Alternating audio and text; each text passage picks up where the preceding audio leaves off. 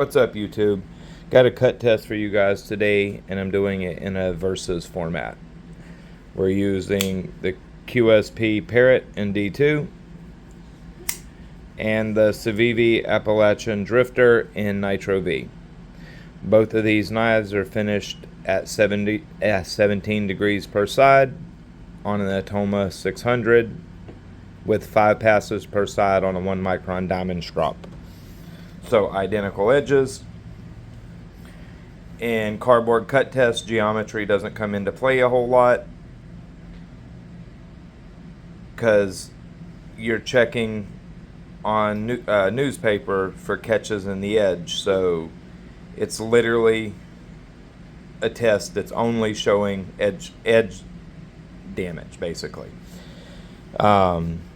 So it gives a very insightful look into the steel's performance rather than geometry. And don't get me wrong, geometry does play a role. In this case, the Civivi is quite a bit thinner behind the edge than the Parrot is. But again, in this test and how I'm checking for edge deformation, blunting, wear, etc., with the newspaper is pretty much taking geometry out of the equation. Not completely, unfortunately I can't do that, but mostly.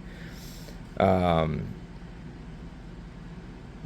I continue cutting the cardboard, yes, the Civivi is going to give me more perceived edge retention just because the geometry is thinner, but how I'm calling the test is by catches and when it first tears newspaper. Gives a pretty insightful look into how the edge itself is dulling. You hear so many people say NitroV and 14C, that's their favorite budget steels, they're the best budget steels. You hear a lot of hate talk on D2 and how it's done very poorly from China and it doesn't perform well, and their favorite steel is 14C or NitroV, but they wouldn't carry D2, and so on and so forth. So I wanted to do a head-to-head with Civivi doing very good NitroV, probably the best production NitroV coming out of China in budget knives, and QSP doing okay D2. It's not great, it's not bad. It typically is run on the soft side. It's typically 58, 59, and it could definitely be run a little harder, but it still performs pretty good. Between these two knives, like I said, the edge itself is exactly the same. Atoma 600, 17 degrees per side, finished on a 1 micron strop for 5 passes. And exactly the same for the D2. And you can clearly see by, well, if my camera would focus, you can clearly see by edge bevel width that the Civivi is quite a bit thinner behind the edge, or thinner geometry. The edge bevel width is quite a bit smaller, yet they're both at 17 DPS. Anyways, on with the cut test. I will do it in a fast forwarded. I'll do it at like 10 or 15x speed, so y'all don't have to watch an hour of cutting. And then we'll do an outro with all the test results.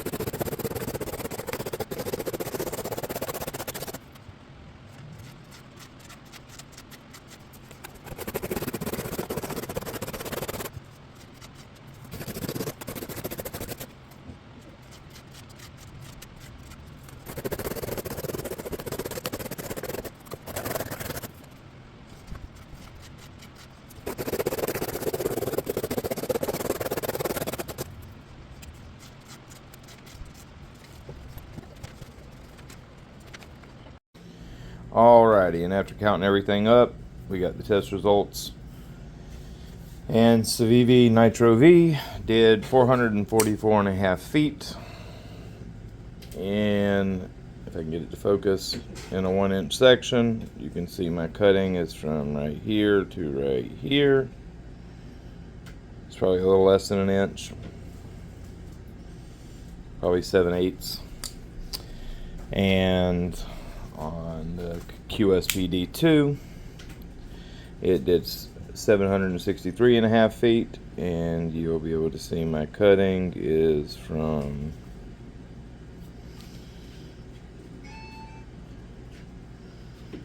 about right here to about right here. It's probably right at an inch, maybe slightly under 7/8. Anyhow, as you can clearly see, a significant difference in edge retention between NitroV, that again would be raved about and spoken so highly of by so many people, but yet most people don't realize that NitroV will have absolutely nowhere near the edge retention of D2. They hear that NitroV and 14C are the best budget steels, so they automatically assume that that means they're going to have the longest edge retention. And how a lot of the YouTubers put it up, that's what it sounds like. So the presenters put it out there as it's the greatest steel in the budget range, and people just automatically assume that. So there's a distinct difference. Even decently done D2, QSP, they run it on a little on the soft side, yet the composition is still vastly more capable of edge retention than NitroV. Civivi does really good NitroV. QSP does decent D2. If this was Kubi, you could add another 250, 300 feet to that. Or petrified fish, or Civivi Syncut. Yeah, would give you another 250, 300 feet. That's just the composition at work. And remember, I said it earlier, but this knife has substantially thinner geometry than this knife. But in this test, with how I'm calling the test, I'm really just testing the edge, not so much the geometry. Clearly, this knife is going to pass through the cardboard easier for much longer because it's a lot thinner geometry. And it's substantially thinner behind the edge. This knife, they're both at 17 degrees per side, but yet you can see a distinct bevel width difference. So, much thinner behind the edge, but like I said, how I test, or how I call the test, is by it catching on paper. Once it tears, I call it. These edges are both still very sharp, but they catch just enough to tear the paper. Right there. And when I start to cut back here, so I'm getting this cut started in a basically fresh part of the edge. And then I quickly get up to where the actual cutting is.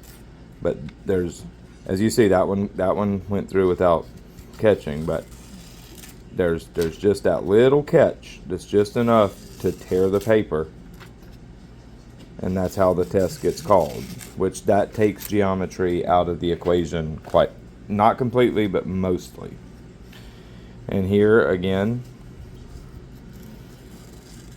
just ever so slight catch. This knife is still plenty sharp, and they will easily strop back. Actually, see, it went through just then. So what I'm saying, I call the test as soon as it grips and tears. Just, even though I can still cleanly slice through it if I just go with any speed, see? So, I'm calling, these edges still have a lot more life left in them. I'm just calling it. It's how I conduct the test. As soon as it catches and rips, and it'll do so when I make a good cut through the paper, when it'll catch and rip and it'll repeat that, that's when I call the test.